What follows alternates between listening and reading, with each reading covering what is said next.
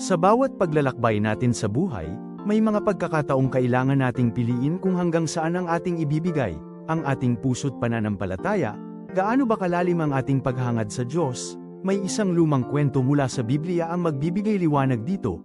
Naaalala niyo ba ang huling tagpo ni Propeta Elisha at Haring Joash, sa kanyang huling sandali?